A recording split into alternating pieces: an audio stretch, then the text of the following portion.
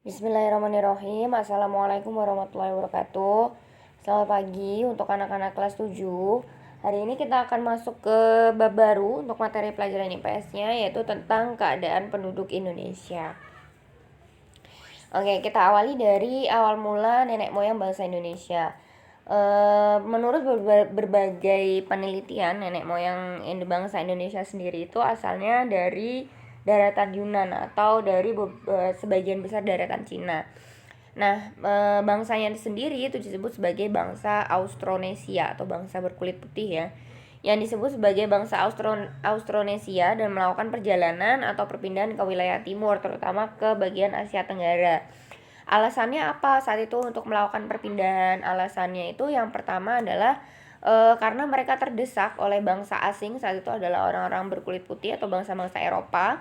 Kemudian mereka melakukan perjalanan nih pindah negaranya karena dirasa tempat atau wilayahnya sudah tidak kondusif atau sudah tidak aman lagi. Alasan yang kedua adalah untuk mencari bahan makanan yang cocok dan sesuai dengan mereka. Kemudian bangsa Yunan tadi atau nenek moyang kita tadi atau bangsa Austronesia nanti dibagi ke dalam 3 golongan ras besar atau 3 golongan yang nantinya menjadi asal muasal lahirnya suku bangsa yang ada di Indonesia.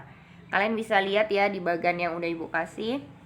Awalnya dari daratan Yunan, Asia, kemudian menjadi Proto Melayu tua. Nah, dari sini nanti terbagi menjadi 3, ada Papua Melanosoid, kemudian Proto Melayu tua, sama Deutero Melayu tua. Jadi gampangannya ada Melanosoid, Proto Melayu, sama Deutero Melayu. Nah, dari Papua Melanosoid nanti itu sukunya itu atau orang-orangnya itu tersebar di Riau, Kepulauan Indonesia bagian timur, sama Papua ya. Indonesia bagian timur tuh kayak Nusa Tenggara, kemudian Sulawesi, Nusa Tenggara Barat, Nusa Tenggara Timur, kemudian Papua itu masuknya ke ras Melanosoid. Kemudian kalau Proto Melayu itu nanti jadinya atau wilayah persebarannya itu adalah Kalimantan, yaitu suku Dayak, kemudian Sulawesi, suku Toraja, kemudian di wilayah Nias atau Sumatera bagian utara itu ada suku Nias, kemudian Lombok, suku Sasak, kemudian Sumatera atau suku Kubu, itu ya Sumatera Barat. Kemudian kalau Deutero Melayu itu nanti tersebar di wilayah Sumatera, Jawa, Bali, Madura, dan Sulawesi, gitu ya. Itu nanti menjadi 3 golongan ras yang ada di Indonesia. Nah, ciri-ciri penduduk Indonesia. Ciri-ciri penduduk Indonesia kita bisa lihat dari beberapa hal atau dari beberapa aspek. Yang pertama kita bisa ngelihat dari kepadatannya atau banyak atau tidaknya populasi. Berdasarkan data BPS atau Badan Statistik Nasional, tahun 2012 penduduk Indonesia itu mencapai lebih dari 250 juta ribu jiwa. Dengan pulau terpadatnya berada di wilayah Pulau Jawa. Kenapa di Pulau Jawa ini paling padat? Hal ini disebabkan karena di wilayah Pulau Jawa itu menjadi pusat pembangunan dan pusat pemerintahan. Dari sini kita bisa ngelihat nih bahwa masyarakat itu menginginkan atau sebagian besar itu pengennya tinggal di pusat pembangunan dan pusat pemerintahan karena untuk aksesnya lebih gampang, untuk dari segi kemajuan teknologi, pendidikan, dan kesehatan itu juga lebih maju dibandingkan dengan pulau-pulau lainnya.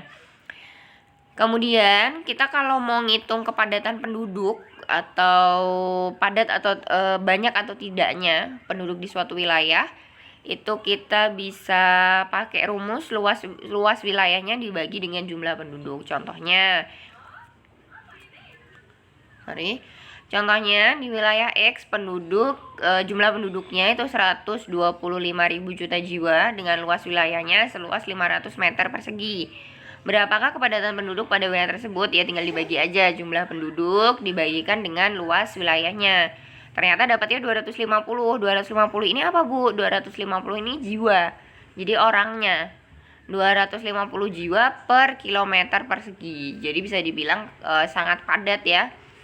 1 kilometer persegi dihuni sama 250 jiwa atau dihuni sama 250 orang. Itu berarti sangat padat. Seperti itu cara nyarinya. Kemudian ciri khas yang kedua itu adalah komposisi penduduk.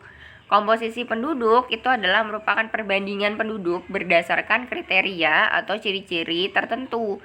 Bisa berdasarkan pendidikan, kesehatan, usia, dan sejumlah faktor lainnya. Tergantung kalian mau melihatnya komposisinya dari segi mana.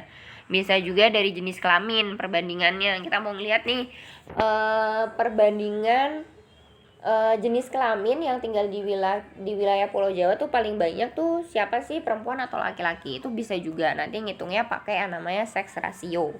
Nah, kalau contoh yang ibu kasih ini kita ngelihat pakai tingkatan usia yang paling gampang. Nah, kalau tingkatan usia kriterianya atau komposisinya itu bisa dibedakan menjadi 2 golongan, yaitu usia produktif dan usia tidak produktif. Usia produktif itu siapa? Usia produktif itu adalah individu dengan usia 15 sampai 65 tahun. Itu produktif. Nah, yang tidak produktif itu siapa, Bu? Usia tidak produktif itu yaitu yang usianya 0 sampai 15 tahun dan yang usianya 55 tahun, 65 tahun ke atas. Perbedaan usia produktif dan tidak adalah apabila usia produktif itu diharapkan individunya itu mampu bekerja dan memperoleh penghasilan. Sedangkan yang tidak produktif itu adalah individu yang belum atau tidak bisa bekerja. Contohnya masih balita, kemudian masih di bawah umur, masih anak-anak, ataupun yang sudah masuk ke usia lansia atau usia tua. Nah, mereka kan belum dan tidak bisa bekerja ya.